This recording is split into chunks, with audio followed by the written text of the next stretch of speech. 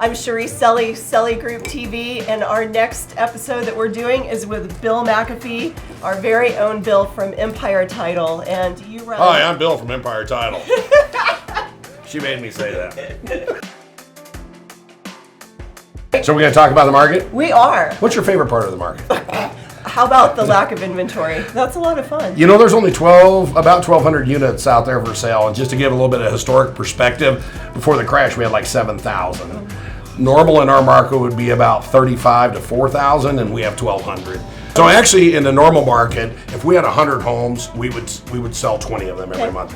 In our market right now, we have 100 homes. We're selling 76. Are we? I mean, it's crazy what we're seeing out here. We're seeing a shortage I've never seen before, and I'm a native here, as you said, an economics major. You forgot to talk about Mr. World America. I've been pumping some iron. I'm sorry, I failed to leave that in the conversation here. You know, the shortages, Cherise, is leading to price increases again that you and I was talking about this before we came on.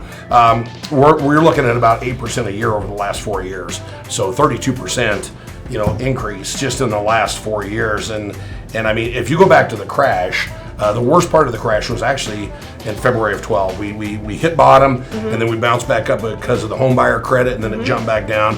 We went down to about 140,000 on median price back then, and the increase we're well up over 3 now, but it's about 76% higher than it was in the crash. We're over 300,000. So February of 12 versus right now, we're up about 76%. Yeah, if you looked at it, it's about 326,000 on a running average for median right now. Yep. It was 140 in February of 12. So you add that pricing situation to the fact that we have 510 active single-family home listings in El Paso County. Wow. Those were existing homes. That was not new construction, but only 510. But do you see that this market for 2020, is it going to sustain this way?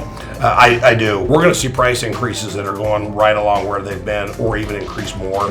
And the reason that we are is not only do you have an incredible shortage, you have interest rates that have been held low and given people buying power. In November of last year, the rates got up to about 4.8%. They dropped down to about 3.6, which is only about a 1.2% drop. Okay. But just to give the listeners an idea out there, if I was qualified at 350 and I wanted to keep my payment the same, and just that 1.2% drop in interest rates, I went from being able to afford a $350,000 home to a $407,000. So a 1.26% drop in interest rate took my purchasing power $57,000. Yeah. And I'm just not seeing right now an increase in interest rates. So for everyone out there, every time I say something, it happens exactly the opposite. So interest rates are probably going to go through the roof. But I just see the 10-year bond and note is what long-term rates are tied to. And I just see nothing pushing those up right now. But for somebody who has a good job, interest rates are as low as they've ever been, or close. If they can afford that payment and they're going to be in there at least 5 years, it's absolutely a good time to buy.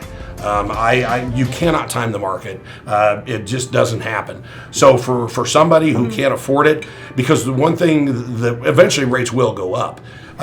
The median household income in El Paso County is $62,000. Right. And so you brought up a rate of a jump up to 6%.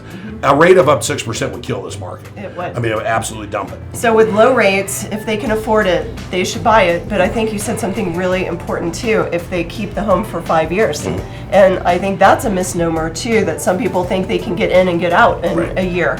I mean, we may continue at this rate of appreciation, but really interest rates are another big factor that drive the decision to buy right now.